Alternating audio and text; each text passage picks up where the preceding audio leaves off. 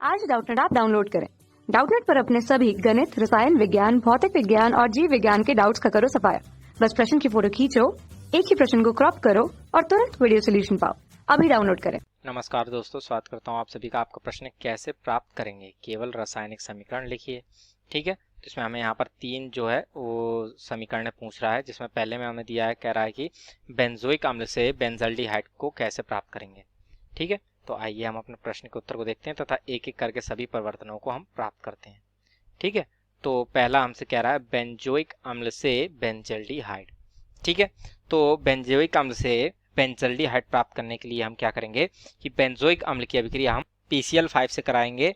ठीक है, और इसके फलस्वरूप हमें बेंजाइल क्लोराइड प्राप्त होगा, जिसका हम PDBSO4 के द्वारा जो है अपचयन कराएंगे, तो इसके फलस्वरूप हमें बेंजल्डिहाइड प्राप्त होगा। ठीक है, तो आइए इसकी रासायनिक समीकरण हम देख लेते हैं यहाँ पर कि बेंजोइक अम्ल का जो सूत्र होता है वो हमारा होता है C6H5COOH। ठीक है, ये हमारा है बेंजोइक, ठीक है ना, बेंजोइक अम्ल। तो इसकी अभिक्रिया जैसे कि हमने कहा था PCl5 से कराएंगे, PCl5 से कराए तो इसके फलस्वरूप हमें यहाँ पर बेंजोइल क्लोराइड प्राप्त होगा, यानी C6H5COCl प्राप्त हुआ। ठीक है, बेंजोइल क्लोराइड ये हमें प्राप्त हो गया। अब इस बेंजोइल क्लोराइड का जो है हम यहाँ पर अपचयन कराएंगे PDBSO4 के द्वारा। ठीक है ना, PDBSO4 के द्वारा जो है हम इसका अपचयन कराएंगे, तो इसके फलस्वरूप इसको जो है 2 हाइड्रोजन प्राप्त होंगे। ठीक है ना, तो ये जो 2 हाइड्रोजन इसको प्राप्त हुए, उनमें से जो है एक हाइड्रोजन जो है हमारे क्लोरीन के साथ अभिक्रिया करके HCl बनाकर निकल जाए। तो इस प्रकार से जो है ये हमारा बेंजोइल क्लोराइड का जो है हमारा बेंजल्डिहाइड में अपचयन हो जाता है। तो यहाँ पर हमारा क्या आ जाएगा C6H5CHO। ठीक है ना, ये हमारा जो है आ जाता है बेंजल्डिहाइड। तो ये हमारा है यहाँ पर बेंजल्डिहाइड। ठीक है, बेंजल्डिहाइड।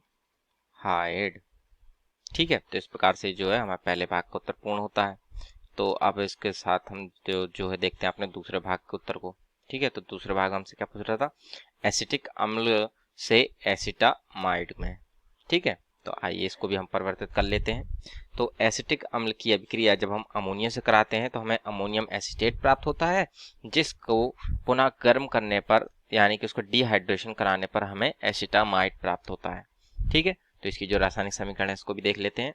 तो एसिटिक अम्ल का जो सूत्र होता है वो होता है हमारा CH3COOH। ठीक है, ये हमारा है एसिटिक अम्ल। ठीक है, अब जैसे कि हमने कहा था एसिटिक अम्ल की अभिक्रिया पहले हम अमोनिया से कराएंगे। ठीक है, तो NH3 से कराई तो यहाँ पर हमारा बनेगा अमोनियम एसिटेट, यानी कि CH3COONH4।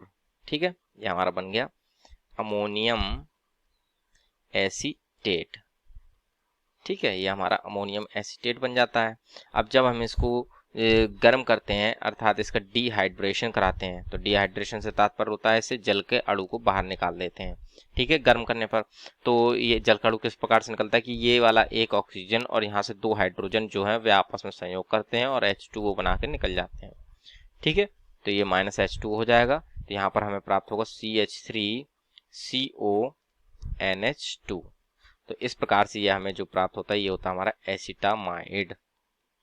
ठीक है, तो इस प्रकार से जो है ये हमने जो एसिटिक अम्ल से जो है एसिटामाइड को प्राप्त कर लेते हैं। ठीक है, अतः हमारे प्रश्न का दूसरे भाग का उत्तर भी पूर्ण होता है। तथा अब तीसरे भाग के उत्तर में हमसे क्या पूछ रहा है कि एसिटल्डिहाइड से आयोडोफॉर्म।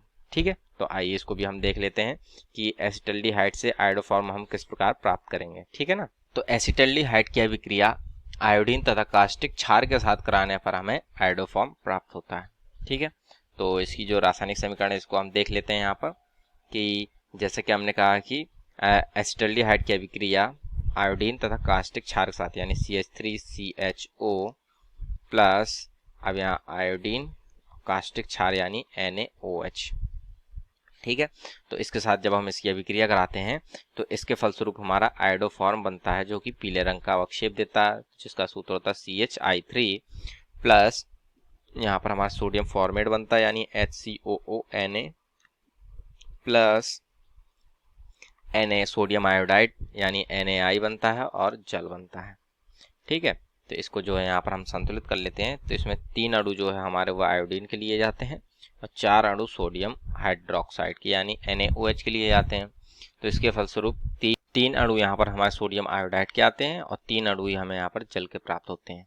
ठीक है, तो इस प्रकार से ये जो है हम यहाँ पर एसिटल्डिहाइड से आयोडो फॉर्म प्राप्त कर लेते हैं।